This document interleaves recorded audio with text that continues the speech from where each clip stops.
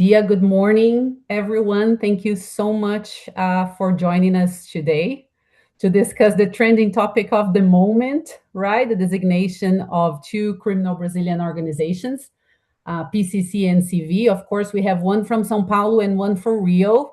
So no one gets to be jealous. So they were designated as both SDGTs and FTOs as of Friday. As you will see and as we will discuss today, these designations bring, of course, many impacts from both the legal and compliance perspectives. But mainly, I think the impacts are in a cross-border perspective. And for this reason, we are joined today by our friends from US law firm Wilmer Hale and Mexican law firm Creel. From Wilmer, we have Kim Parker. Kim is vice chair of the firm's litigation controversy department. She's also co-chair of the white collar defense and investigation practice with a particular focus on FCPA and anti-corruption. She's super well versed in Brazil and in Latin America in general. We also have Chris Estaro. Chris is a partner in the same practice, white collar defense and investigations. And I know that you already know Chris because prior to joining the firm, Chris served as the chief of the FCPA unit of the DOJ, where he was responsible for supervising all of the criminal FCPA investigations, prosecutions, and resolutions in the US. A lot to share with us today. And also from Creel, so from a Mexican perspective, we have Leonel Perez Nieto, a partner in the investigations and compliance practice. Leonel has significant experience in complex anti-corruption and white-collar investigations, especially those with a cross-border impact. Leonel is also an officer from the same committee as I am in the IBA, which is the Anti-Corruption Committee. And I'm also joined by my partner, Isadora. Isadora is the head of white-collar practice. This is how we are seeing the subject here at Tozini. We couldn't be in better company.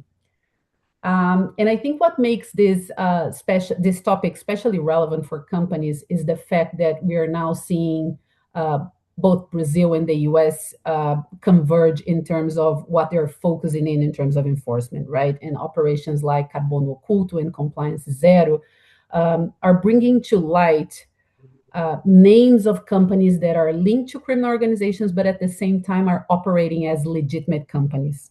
And I think that's what makes this particularly difficult from a Brazilian perspective.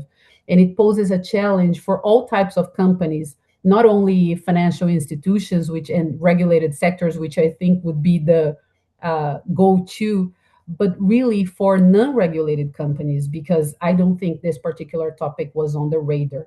And now everyone is forced to adapt.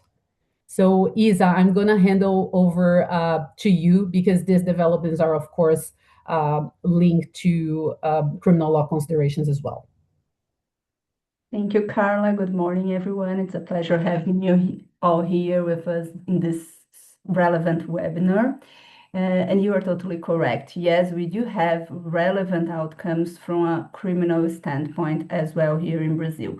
Even though, and as all of you already know, we do not have corporate criminal liability here in Brazil. What we have been seeing since August last year, or maybe before that, with Carbono Oculto operations, but even with some of the police operations that came before that, and the subsequent phases of Carbono Oculto that have been happening since then, is that companies with legitimate business, legal activities are facing consequences within criminal proceedings that are extremely relevant.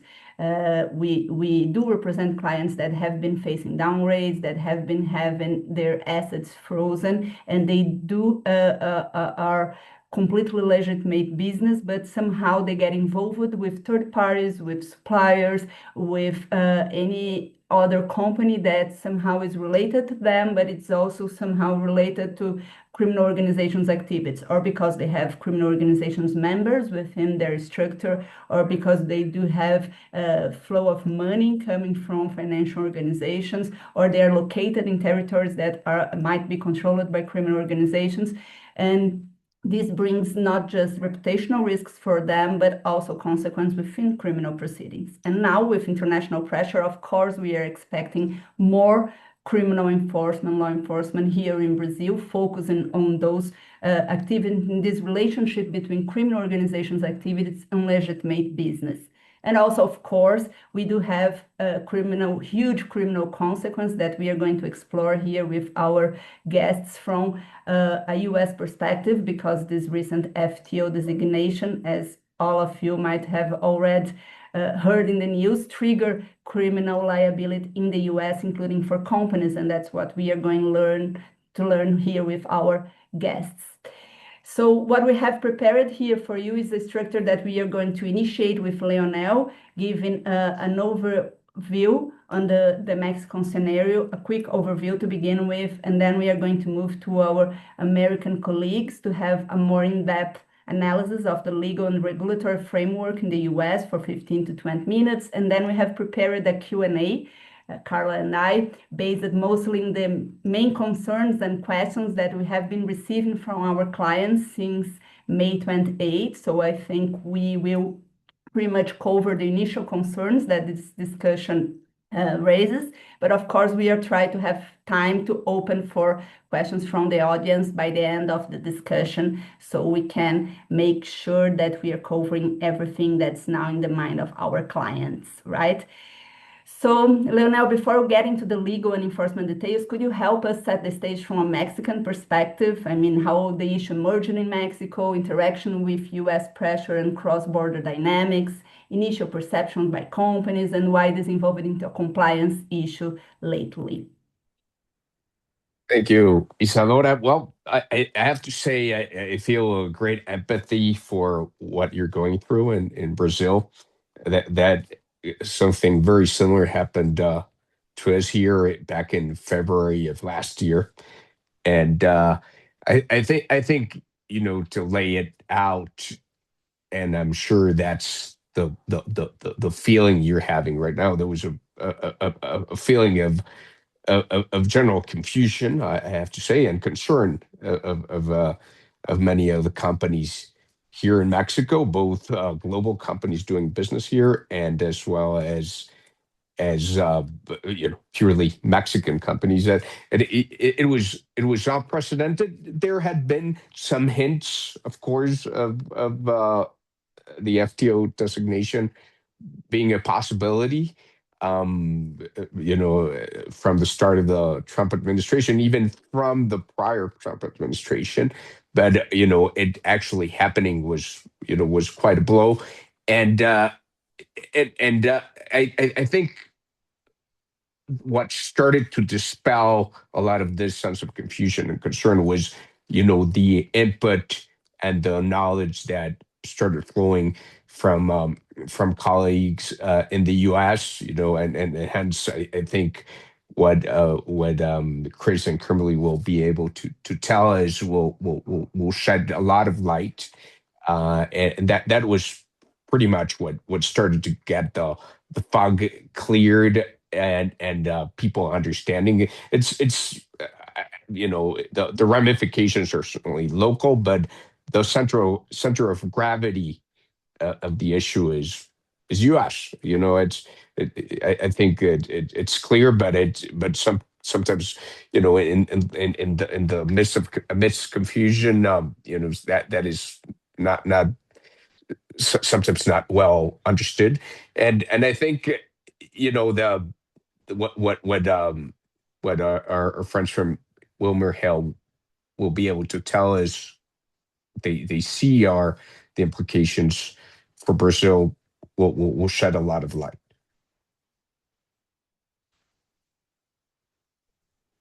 Perfect. Thank you very much, Leonel. You are us a year from now, so your I think your parallel is always a very very relevant.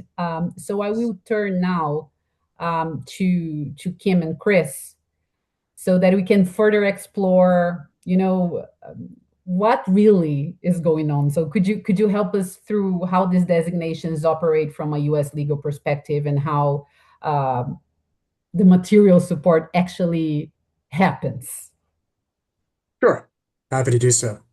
So with CV and PCC, they were each designated as both specially designated global terrorists and as foreign terrorist organizations. So as far as what that means, I'm going to start with the foreign terrorist organization designation. That has two main implications in the US. First is it's a crime in the US to knowingly provide material support or resources to an FTO. So knowingly providing material support or resources to either PCC or CV is going to be a crime in the US. We're going to get into the contours of the jurisdiction. We're going to get into the contours of kind of where the lines are and what the details of that are in a little bit. But just know that clear kind of bright line. Knowingly providing material support or resources is going to be a crime in the US. That crime is, of course, enforced by the Department of Justice. There's a national security division in the US that focuses on these types of crimes. Just this designation is something that's going to kind of significantly increase the amount of focus and attention that any leads or allegations the US receives related to activity and conduct involving these organizations gets in the US.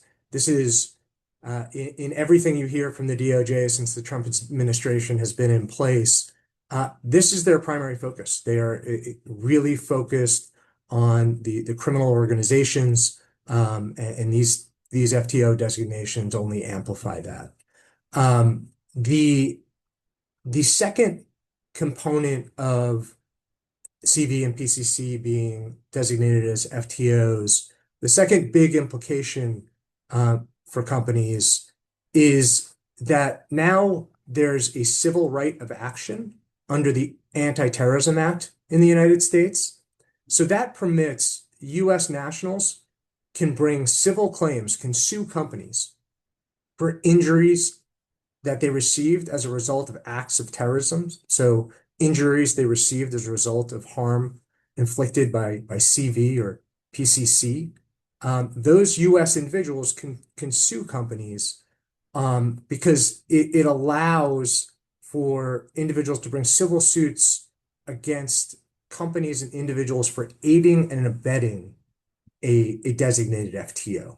So if there's a wrongful act that causes an injury to a US individual by one of these two FTOs, and there's a company that the individual is able to make out an allegation and develop evidence that that company knowingly and substantially assisted one of those FTOs, then that person, for their injuries, can sue companies in the US.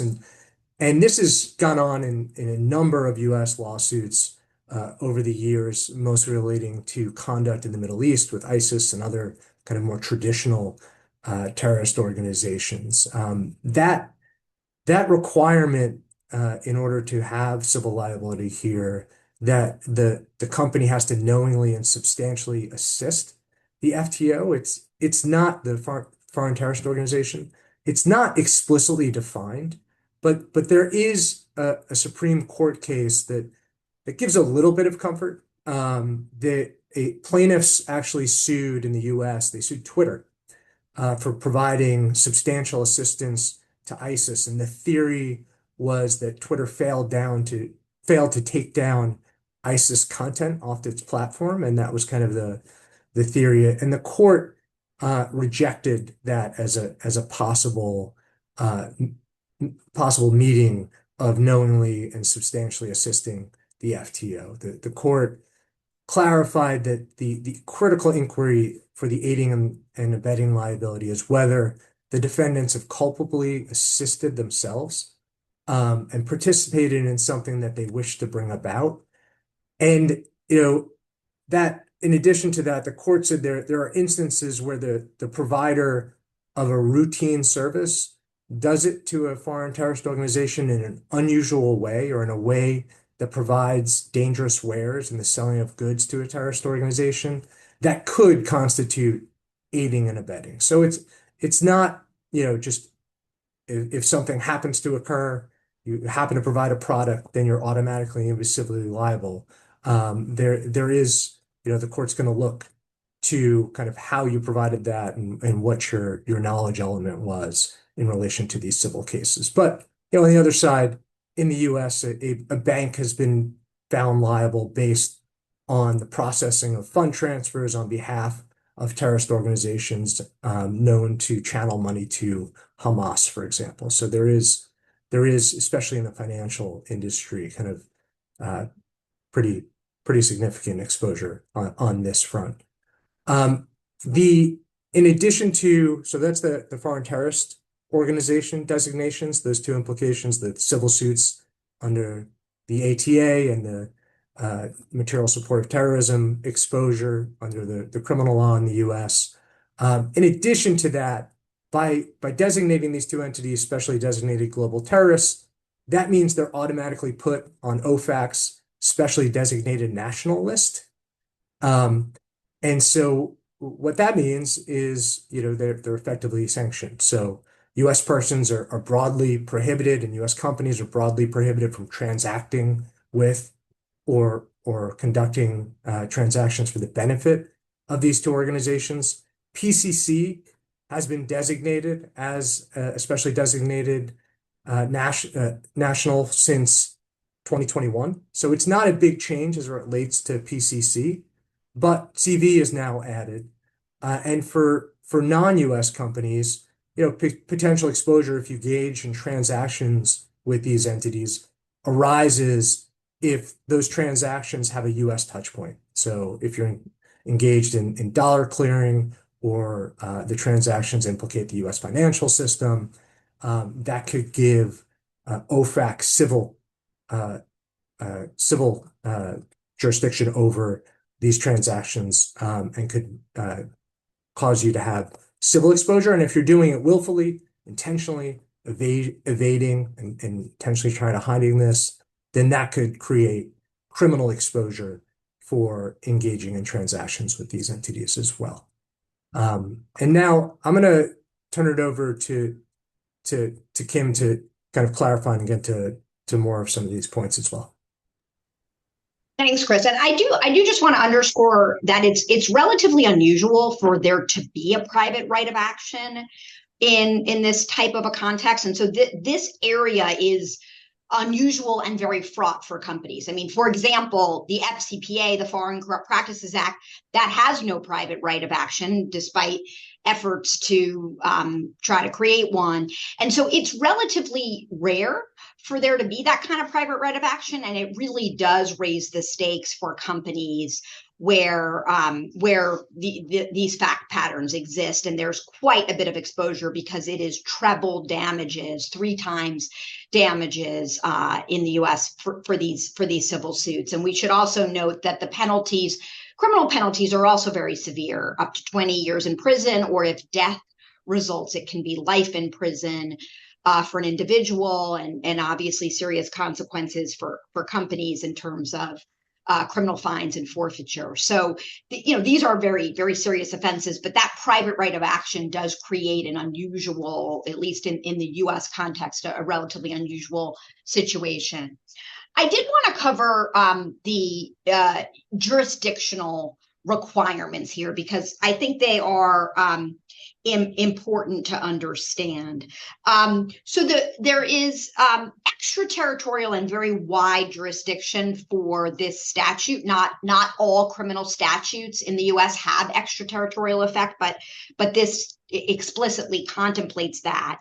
But the jurisdictional touch points are: one, if the offender is a US national, even if they're operating entirely outside the US, and that includes companies that are US companies. We'll get into in a minute the idea of foreign subsidiaries, and but if you're a US incorporated entity operating outside the US, there is jurisdiction.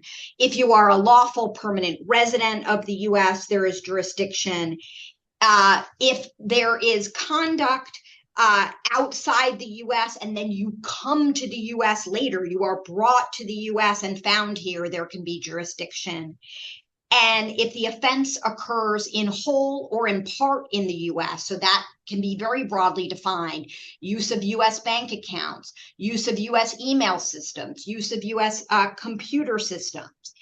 If the offense affects interstate or foreign commerce, which is a sort of a term of art in the US, but anything that affects US commerce, and this can be broadly construed. So there have been cases where a single correspondent bank transaction plus US emails was enough to assert US jurisdiction. Plus, there is, as Chris said, aiding and abetting liability. If you aid or abet someone over whom jurisdiction exists or conspire with someone over whom jurisdiction exists. So you have to really think of jurisdiction quite broadly. Now, we're often asked, does the fact that if my company is operating entirely outside the US, but we have a US subsidiary, even if that US subsidiary is not involved in any way in the material support, is that enough? Is just the fact that we have a US subsidiary enough?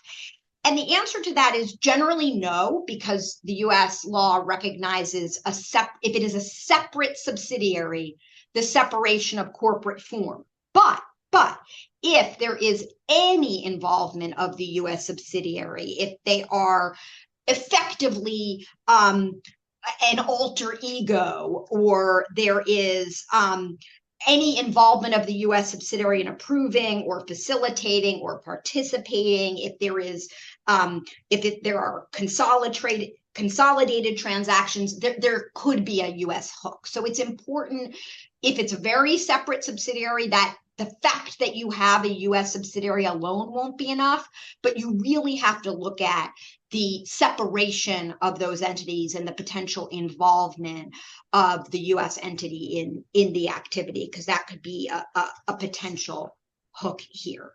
And then from a mens rea perspective, just to kind of lay that out, there has to be knowledge that the entity is designated as a foreign terrorist organization, or that the entity is engaging in terrorist activity, but you don't have to be intending that terrorist activity. If you are supporting it, and we'll talk more about what we mean by that, that's enough. You don't have to want or intend the terrorist activity to occur. You simply have to know about it. It's not strict liability, however. There has to be knowledge. Willful blindness or recklessness is enough for knowledge, but it is not a complete strict liability offense. And what we can get into more of that later. Thank you, Chris and Kim. And wow, I think in terms of US nexus, it's going to be impossible not to have some at some point. But in any case, I think one of the things we have, Isadora and I have heard the most since last Thursday night is, okay, so this is happening, but really, what is the expected level of diligence that we need to take, either in terms of screening of third parties or in terms of the compliance program in general? I mean, how far does the risk actually extend, and what do I have? Is it possible to have an affirmative defense, and what would that look like?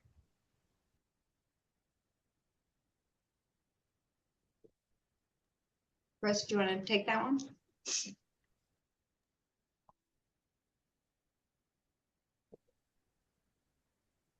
Sorry, so what was the question again?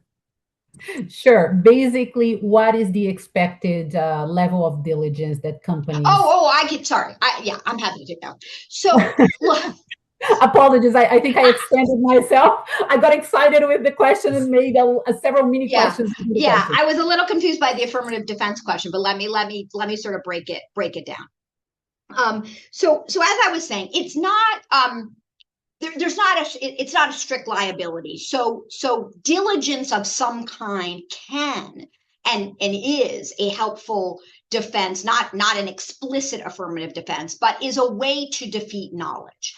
So what you're trying to show in terms of knowledge is that that you took reasonably prudent steps to ensure yourself that you were not dealing with a foreign terrorist group. And so, what constitutes reasonably prudent steps? What would be enough with respect to reasonably prudent steps? It's understanding who you're doing business with.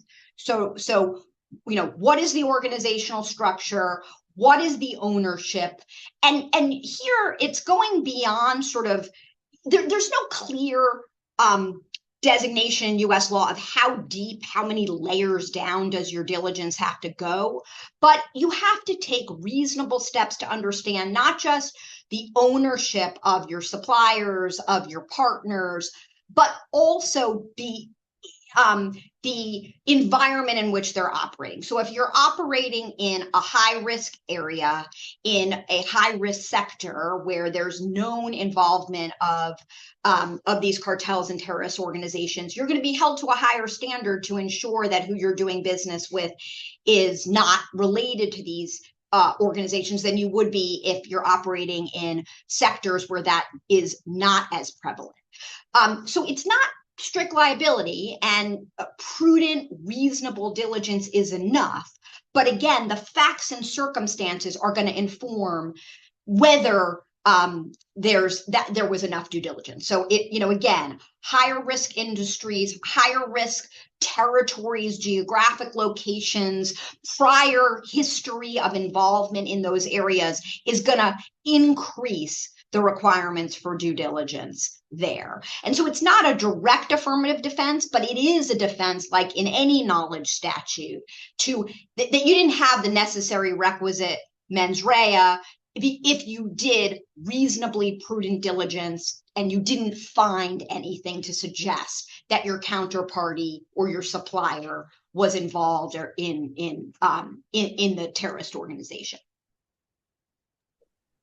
Thank you, Kim. And I think that's a very good point, because one of the things that we have been saying is that before just jumping into taking mitigating measures, make sure you understand where the risk actually is and how big it is in your business context. And I think this is exactly where you're going in terms of course, the authorities will take a look at how diligent you were, but especially in view of the risks that your business face, right? Yeah, and if you look at the prior cases that have been brought, and there haven't been many, I think we're likely to see more, as Chris is saying, given the priority. But they're typically cases where there was either no due diligence at all, or there is evidence that people within the company did have the knowledge and ignored it. And so, taking those reasonably prudent steps to understand the ownership, to look into red flags is going to be your best defense to a knowledge standard. Got it. And just to make sure I asked, because this was also something we heard a lot, how far, and of course, if you have the question, because I don't know if there's a precedent, but how far in the supply chain the criminal organization must be to create exposure? So if I hire a third party and it subcontracts someone from a company from a criminal organization, is that enough? So there's no bright line, unfortunately. I wish there was, because that would make it easier. Again, this is a knowledge statute, so you have to know you're dealing with that foreign terrorist organization, or ignore red flags or be willfully blind to it. So the expectation is you're going to be doing some diligence, at least one layer down, and then how much deeper you need to go is really going to depend on the facts and circumstances. Are you operating in one of those higher risk industries? Are you in a higher risk territory? Is there any prior indication of involvement with foreign terrorist organizations after you've done the first level of diligence? So I wish there was an easy answer to your question, but there's no prescription for how deep you have to go. And as in other areas, there are steps you can take, whether it's making the first level entity rep to you that, give you contractual reps that they are not dealing deeper in the chain, that they've done their own diligence deeper in the chain. That's not necessarily going to be a silver bullet, but it's certainly going to help, because it's impossible to dig all the way down. And so again, the reasonably prudent steps are the key here. That's super helpful, Kim. And together with the level of diligence, I would say one of the questions that we most get here is related to the concept of material support, especially because it's kind of a new concept for the Brazilian audience. We do have similar things in criminal law in Brazil, but not with this framework specifically. So it would be very good if you could deep dive in that concept, and you could explain to the audience what's the standard for liability to be established. Does it apply equally to companies and individuals? What is the outer limit of material support? I don't know if Kim or Chris want to take this one. Happy to. And so on the standard for liability, it's really what Kim just outlined. It's that knowing, if you know you're providing something to the terrorist organization, or you're willfully blind. And in the US, willful blindness means deliberately avoiding learning the truth.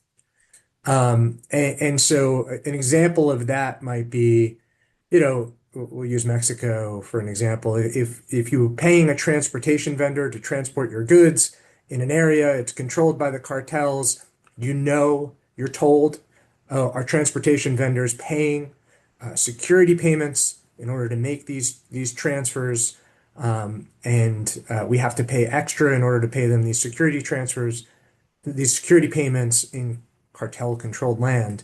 And you say, well, let's not find out who they're paying. I don't want to know.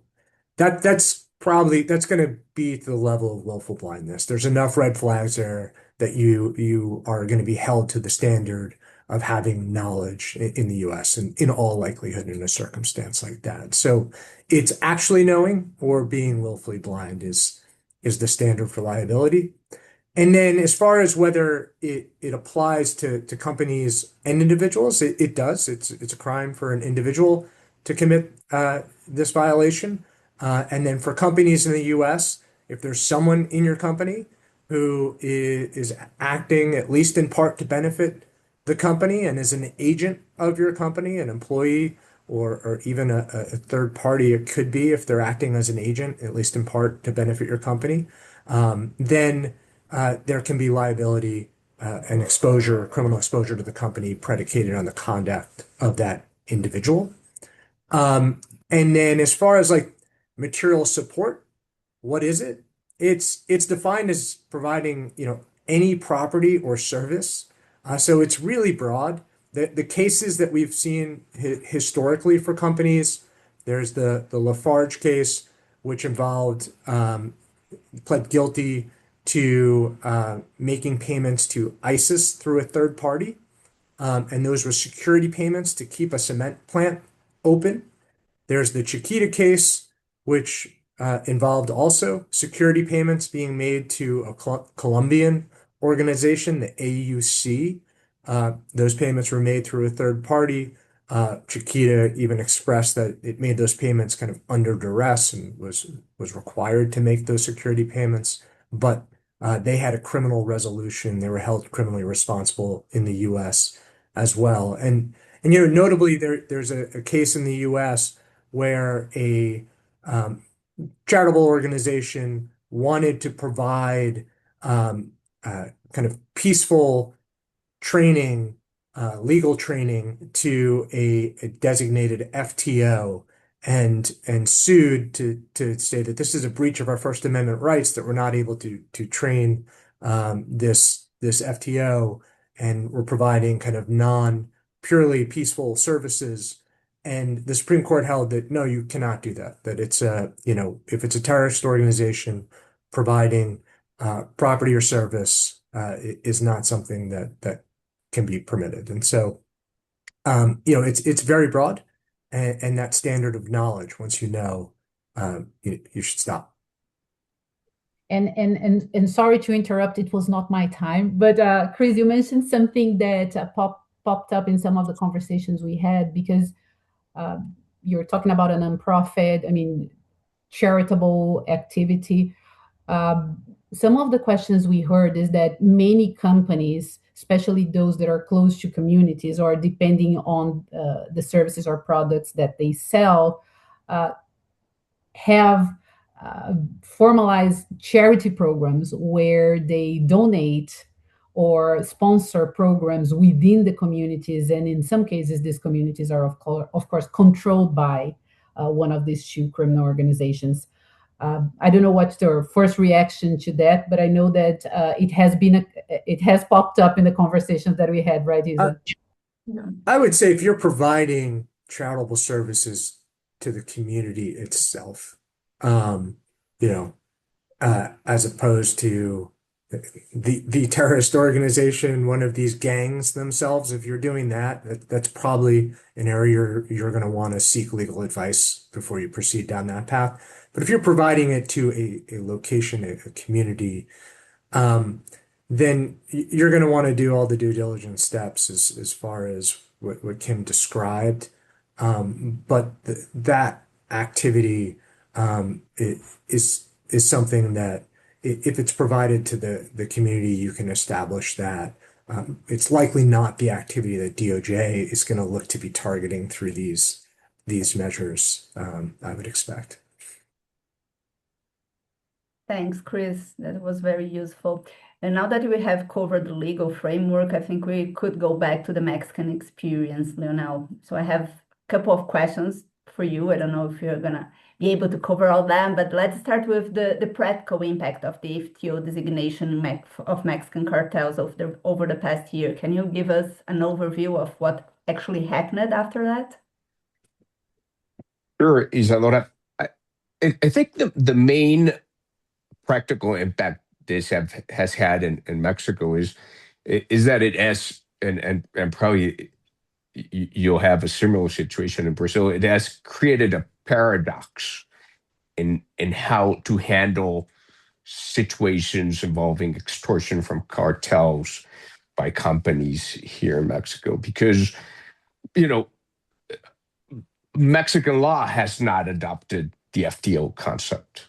So under Mexican law, what you have essentially you have two broad categories of situations where you can encounter or encounter liability now given the FTO designation. The pure extortion situation where, either you pay me this amount or you are not able to access the oil field or the mine, or like Chris was saying, the transportation company cannot go through it unless there's some payment to someone. And there's the other kind of broad category, which is the kind of the infiltration of the cartels in the supply chain, where you do find a level of extortion as well, because it's either you buy the goods from the cartel or supplying the hotel at an area where it's cartel dominated, and you buy all poultry from the cartel or the company that the cartel is putting forward, or you face the consequences.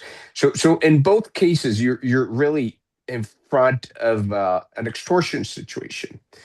Under Mexican law, the situation, absent active cooperation elements, that would place or places the company as a victim of the extortion. So you're a victim, and even if you pay, you're paying under duress or under a situation that would, in principle, exclude liability from you. But with this, there's now this layer of liability, which is not Mexican in the case of Brazil, wouldn't be Brazilian, but where this payment and this compliance with the extortion could lead you to face substantial liability. So I think that's the big practical issue from a legal perspective that derives. You're kind of a place that between a rock and a hard place where perhaps if you do not pay, or you did not purchase, you'll face also harsh consequences locally, and where you always had the ability to say before a prosecutor, a local prosecutor, I should be excluded a liability. Actually, I'm a victim. I'm a victim. You should help me. You have to help me. So that's the main practical paradox that we've been placed in, and everything in between and how you handle this is a matter of pretty much like Chris and Kimberly was saying. You have now to seek when you're placed in one of the situations, when you find that you're actually in one of these situations, and I'll go to that in a minute. You definitely need to consult with U.S. counsel, to the extent there's a cross-border potential cross-border liability issue that could arise. And the reason is, I just mentioned, you know you, one as another practical aspect of all this, something that one needs to be sure about is that you're actually being subject to cartel extortion. Something that we have run into is the fact that not always does extortion relate to cartel activity.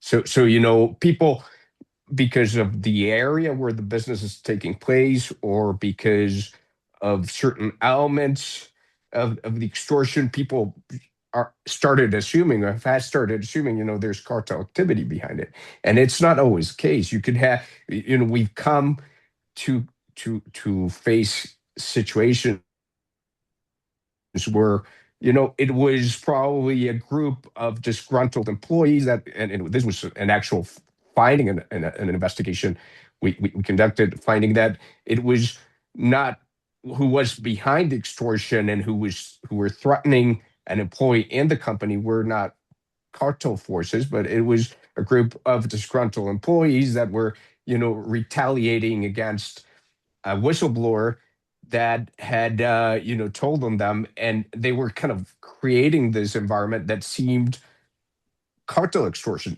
You have to rule out the potential other situations. Another situation that we have had to rule out, and probably you have similar situation in Mexico and and Brazil, and this goes to the kind of a community and the kind of a community contribution point that was raised just a moment ago, is uh, you have social organizations in parts of Mexico, and I'm sure that's the case in Brazil as well, where they it is not clear that they're, and oftentimes they're not cartel associated, but they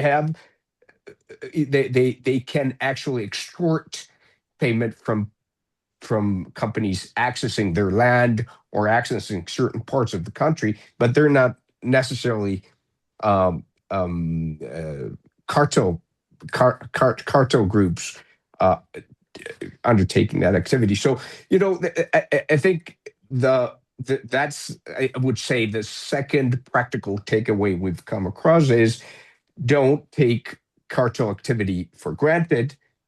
You need to investigate. You need to be careful when investigating, because you might find cartel activity, and and if you do so, it's very delicate just to kind of unplug the extortion framework, because it can create a grave security issue for persons, and that's the foremost concern always. What that's the very relevant intersection of security and employee security, and the security of the people on the ground, vis-a-vis dealing with this issue. So these are, I think, two of the main takeaways we've learned in this past year, over this past year of dealing with this. very interesting, Leonel, because some of that we can totally relate to, especially when you talk about companies that are located in dominated territories. We have been facing a lot of questionings related to that. So it's very interesting to hear your experience. But I would like to bring the spotlight to the financial system right now. So can you share with us what really happened with the three financial institutions after the FinCEN focused on them, and what was the outcome broadly for the financial system in Mexico? Sure. So the case you mentioned is perhaps the more direct effect that the FTO designations have had in Mexico, while not being a purely FTO enforcement case. And what happened was FinCEN, which and I'm sure Chris and Kim can explain a little bit more what FinCEN is and what it does, but it's essentially the AML regulator in the U.S.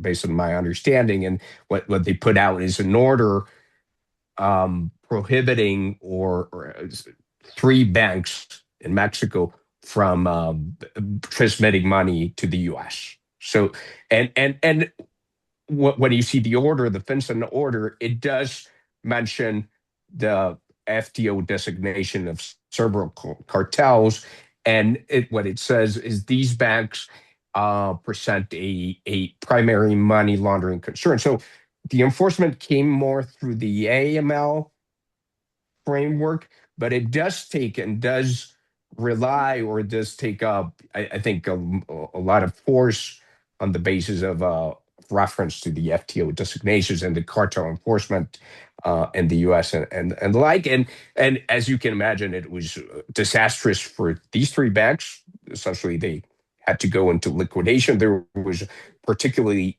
delicate situation relating to one of them, which was C Banco. Cibanco was the trustee for many U.S. For many trusts where you had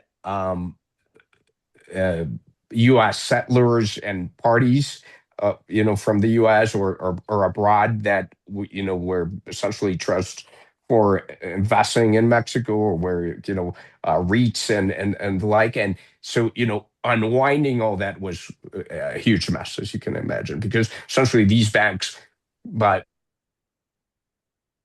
through the order, and even if the order got postponed and extended, and the effects of the order, it essentially killed the three banks. And these and in this case the trusts, unwinding the trusts and or shifting and moving them to other trustees was an ordeal. And and there was some, and this, I'll finish with this. There's always a political backdrop to all this. The two of the banks were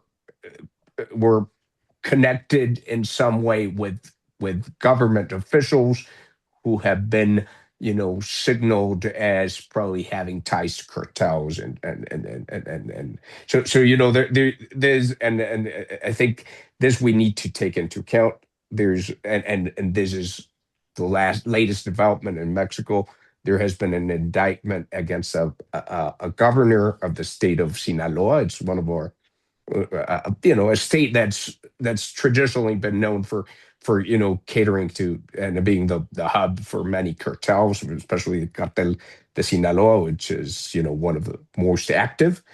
The famous Chapo Guzman was the kingpin there, and so the governor has been indicted recently, not more than a month ago, and together with other officials.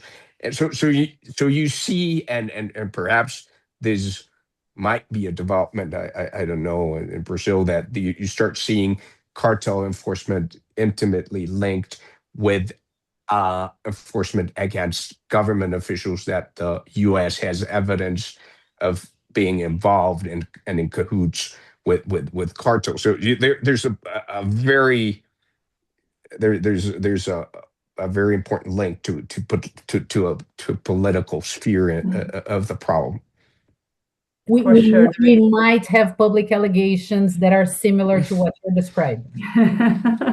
Yeah, we have been discussing a lot that here. Of course, there is a political link here, especially if we take into consideration the Brazilian scenario that we do have presidential election coming closely. So, of course, there is a political background here. But I'm curious to know, Kim and Chris, any of these dynamics relate to the BNP case, for example, or any other example that you can share with us? So the BNP case, and there are a number of cases like it, it's just notable because of the amount of the penalties and fines and the, billions of dollars.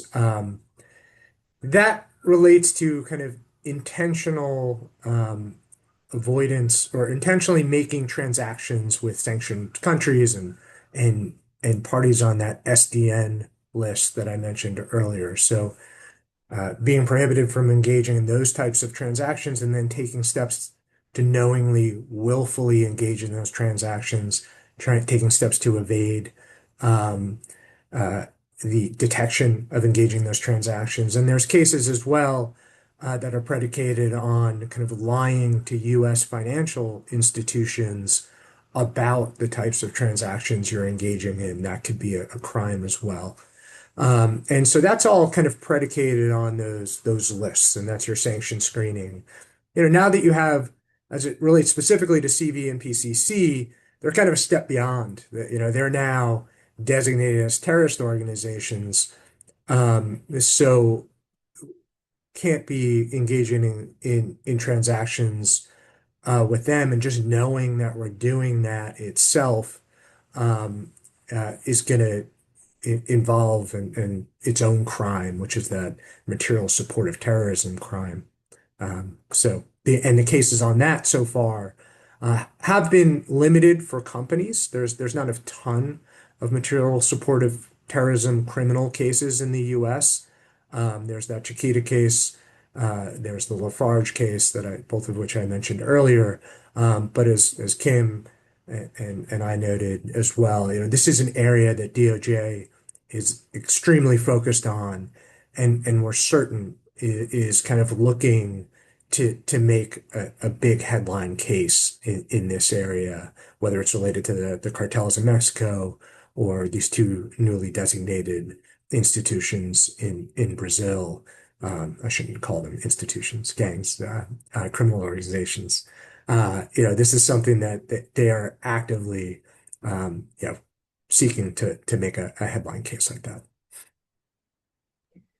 Okay, so I know we're shortly approaching our time here. I do want to ask one or two questions, but we have two very interesting questions in the chat as well.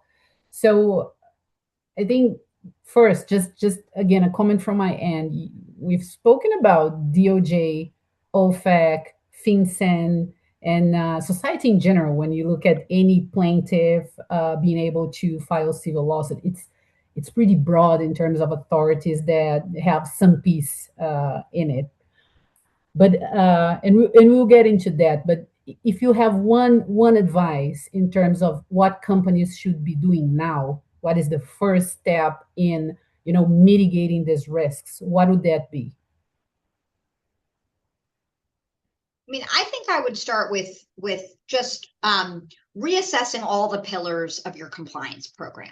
Look, most companies already have in place the building blocks of the type of compliance program that is going to be helpful to counter or mitigate any suggestion that you had knowledge of providing material support. But it's really important to kind of double down on each of those elements. So the sort of know your counterparty, know your customer due diligence, the compliance contract clauses that you have in your agreements with suppliers, in your agreements with intermediaries, making sure that when there are, and this is one of the questions that came in, I think, over the chat, when there are media reports, which we know sometimes are not accurate, that you're not ignoring them, that you are taking steps to, one, investigate those media reports, if the media reports state that there's cartel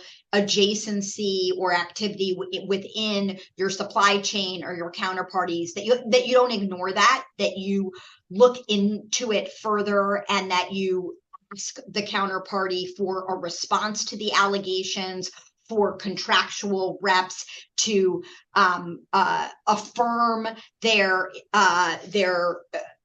compliance program. So what's really important is that you are demonstrating that you're not ignoring these issues, that you're taking reasonable steps to respond to them, and that you're understanding the entire environment in which you're operating. And the risks of the environment. And so it's not easy. There's not kind of one clear, bright line thing you can do, but really thinking about all of the pillars of your compliance program, your due diligence and onboarding, but your back-end monitoring as well. Perfect. I just want to add one thing, especially acutely for financial institutions, right? It's always a difficult thing, but this, PCC has been an SDN itself. It's especially designated national since 2021. So as far as that organization, there should be already some kind of controls in place, but the addition of CV and the addition of focus now for financial institutions, kind of those KYC and making sure that you're kind of implemented and focused on this area as part of that process, I think is critical.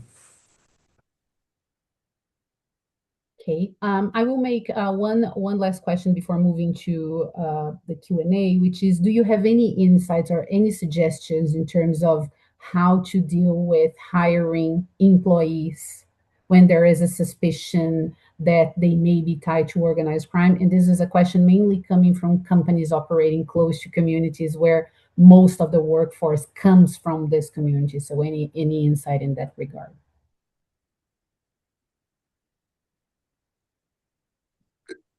I think, Carla, from on the ground perspective, there is a security issue always, because you could have employees that are linked to the cartel, and having them in houses is quite delicate. That has always been the case. It has always been a concern, in especially in the areas of the country where cartels are very active. So essentially, people know. Also, there's small communities. People know who's associated, and I think part, as Kimberly was saying, I think many companies already have background check controls for new hires. An additional aspect of that would need to be geared up to include specific cartel link checks that you would want to conduct, and I think that's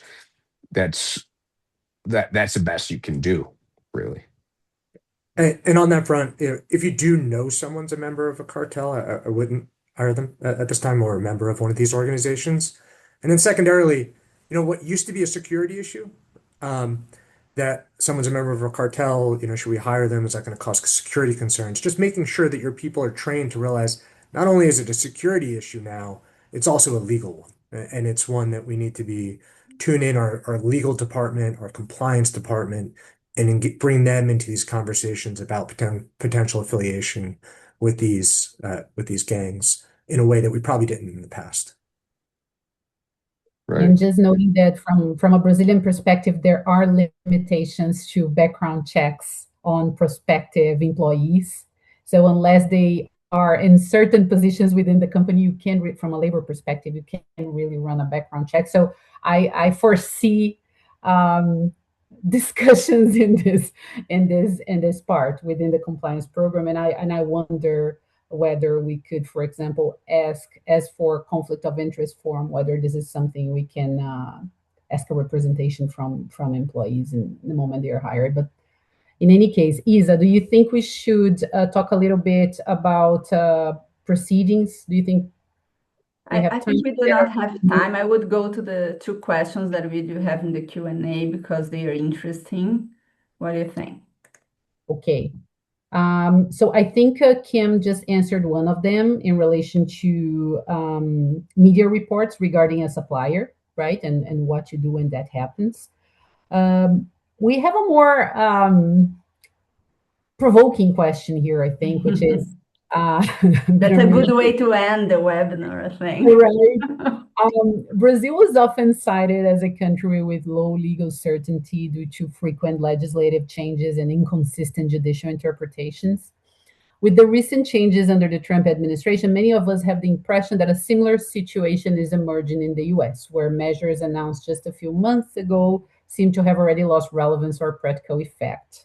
How far do you believe this trend is likely to go? And how can stakeholders distinguish between genuine policy shifts and actions that may be perceived as political messaging or gaslighting? Oh, that's a tough one. I'm glad I'm the one asking, not answering. Chris, do you want to take that? You want? Sure, I would say, since we're focused on this issue at this point, is that this is an area where I don't think there's going to be waffling, where I do think there is kind of alignment from the executive to the State Department that made these designations to the Treasury, who OFAC has a role in the civil side and FinCEN has a role in the AML side, to the DOJ that they're all aligned that this area is a priority. It's one that they're going to investigate and focus on. And you're certainly during the tenure of Trump as president, for the remainder of that, I can say there will not be waffling, and I expect that there will be a lot of resources associated with these areas. And as far as the future of the country, we'll leave that for the next webinar, and we'll address that. Yeah. But I agree with you, Chris. It feels like gaslighting. It feels like it, but but there have been assertive blows coming with it. They're not. They're sometimes the issue is they're indirect or take one element of the FTO designation, but I would agree with you, Chris. That there's effective developments coming with this. And just to make sure we answer the last one, that's one from a Brazilian perspective. Does Brazil have any publicly available sources in which we can identify companies that are known for potential association links with FTO, specifically for a Brazil scenario and CV and PCC? I don't think there is a centralized database, unfortunately, but what we are suggesting our clients to do, and which is the same we suggested with Operation Car Wash, is to make sure you're following up on the operations coming right from the federal police, the state police, the federal IRS. I mean, everywhere, every operation connected to criminal organizations, so that you get the names of the companies that are involved and you input it into your third parties list.